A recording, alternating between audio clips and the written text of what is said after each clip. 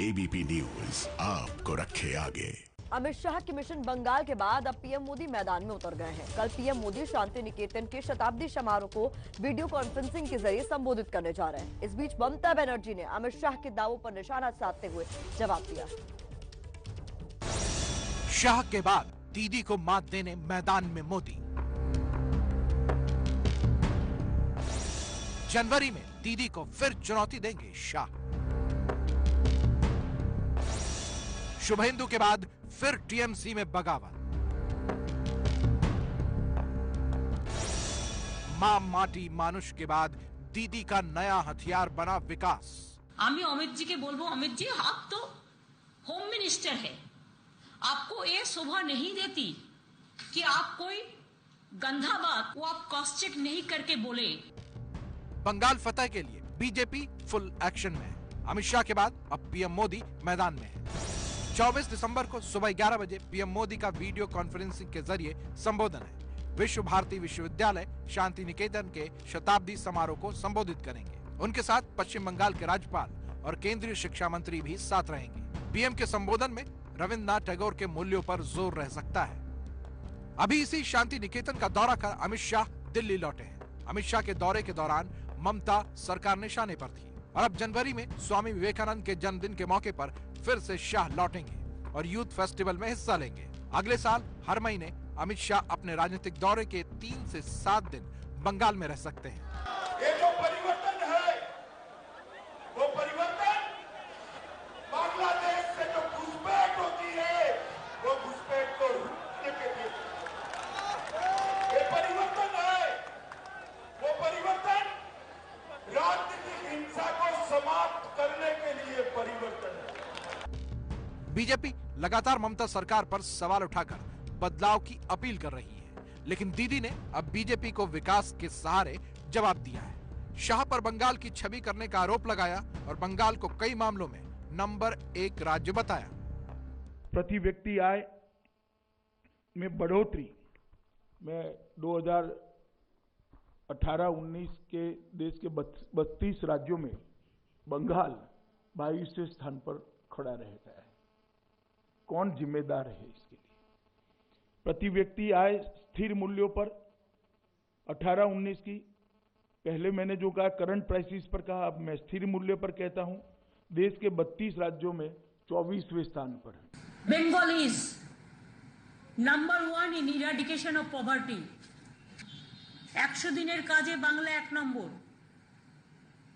Rural housing আমরা 1 নম্বর।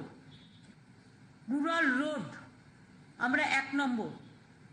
MSME sector আমরা 1 নম্বর। Skill development আমরা 1 নম্বর। মাইনরিটি স্কলারশিপ আমরা 1 নম্বর। ই গভর্নেন্স আমরা 1 নম্বর। ই টেंडरिंग আমরা 1 নম্বর। शाह ने अपने दौरे में जहां बंगाल में हिंसा पर सवाल उठाए, तो ममता बनर्जी ने कोलकाता को सबसे सुरक्षित शहर बता दिया है। ये बंगाल के विकास के लिए परिवर्तन है, बंगाल को आगे बढ़ाना। ये जो परिवर्तन है, वो परिवर्तन बांग्लादेश से जो घुसपैठ होती है, वो घुसपैठ को रोकने के लिए ये परिवर्तन है। वो परिवर्तन राजनीतिक हिंसा को समाप्त करने के लिए परिवर्तन है। আমি अमित जी के बोलबो, अमित जी आप तो होम मिनिस्टर है, आपको ये शोभा नहीं देती कि आप कोई गंदा बात, झूठा बात जो आपका पार्टी वर्कर तैयार कर दे, वो आप क्रॉस चेक नहीं करके बोले, जिसको अंदाजा आपका नहीं है। आप पहले बोलने का पहले प्लीज क्रॉस चेक कीजिए मेहनत करके। आपने जो जो बात कल कहा है, हर बात के लिए मेरे पास एविडेंस है। शाह और मोदी की चुनौती के बीच दीदी भले ही अपना किला बचाने की कोशिश में जुटी हों, लेकिन ममता सरकार को सबसे बड़ी चुनौती अपनी ही पार्टी से मिल रही है। शुभेंदु सरकार के बीजेपी में शामिल होने के बाद अब टीएमसी सरकार में मंत्री राजीव बनर्जी के बगावत की अटकलें हैं। ममता सरकार की बैठक में राजीव बनर्जी नहीं पहुंचे थे। राजीव बनर्जी के साथ ही 4 मंत्री भी इस बैठक में नहीं थे। अब कयास लगाए जा रहे हैं कि ये मंत्री बीजेपी का दामन थाम सकते हैं। हालांकि टीएमसी ने इन सभी दावों को खारिज कर दिया है।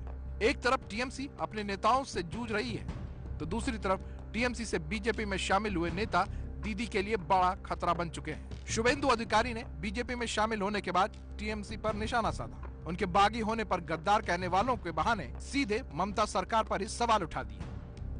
মির্জাফরের কথা বলছেন, বন্ধু তাদেরকে আমি প্রশ্ন করতে চাই যে 1998 সালে তৃণমূল কংগ্রেস প্রতিষ্ঠা হওয়ার পরে 98 বিধানসভা vote, 98 panchayat vote, 98 Lok Sabha vote, 99 সালের লোকসভার নির্বাচনে তৃণমূল কংগ্রেসের সঙ্গে কারা ছিল। एक तरफ बीजेपी और टीएमसी में जुबानी जंग चल रही है, तो दूसरी तरफ बंगाल में राजनीतिक हत्याएं रुकने का नाम नहीं ले रही। 24 परगना में बीजेपी कार्यकर्ता अशोक सरकार की गोली मारकर हत्या कर दी।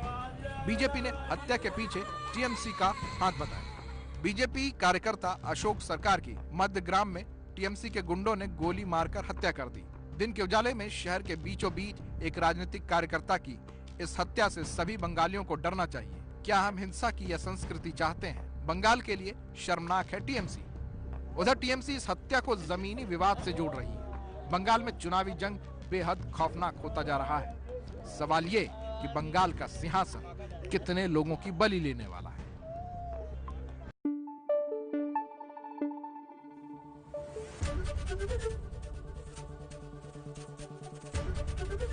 एबीपी न्यूज आपको रखे आगे।